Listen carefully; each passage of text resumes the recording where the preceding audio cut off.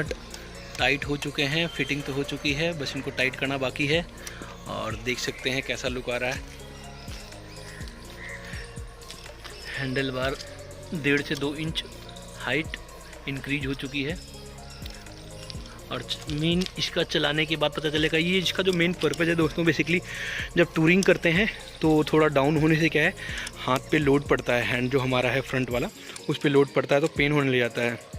तो जब आप राइजर लगा लेंगे तो थोड़ा सा आपका बैंड कम होने पड़ता है बॉडी को, और हाथ पे प्रेशर कम पड़ता है। तो ये लॉन्ग टूर अगर आप टूरिंग करते हैं या लॉन्ग राइड करते हैं तो ये ज़रूरी है, इसे ज़रूर लगवाएं, इससे आपको काफ़ी हेल्प मिलेगी। और हैंडल राइजर भी 2-3 तरह के मार्केट में अवेलेबल है।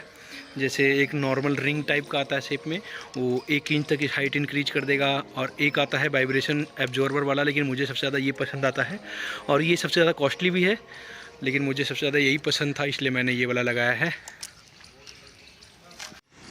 तो दोस्तों ये हमारा हैंडल राइजर लग के तैयार हो चुका है, और इसे लगाने के बाद काफ़ी कंफर्टेबल लग रही है बाइक। मुझे तो GS जैसी लगने लग गई है। GS की हाइट पहले से ज़्यादा थी, और इसकी भी लाइट, तो देखिए इसके लगाने के बाद ये हाइट है मेरी, पहले लगभग यूँ आती थी, अब हाइट मेरी यूँ आने लग गई है। तो ऐसे करने से क्या लॉन्ग रूट पे थोड़ा सा हाथ पे प्रेशर पड़ता है, और अब इसके कंपेयर में काफ़ी कंफर्टेबल हो चुका है। और लगभग GS की हाइट थोड़ी सी और ज़्यादा है, तो लेकिन फिर भी काफ़ी बेटर हो चुकी है, काफ़ी अच्छी लग रही है। तो दोस्तों बहुत बहुत धन्यवाद आपका मेरे वीडियो में बने रहने के लिए।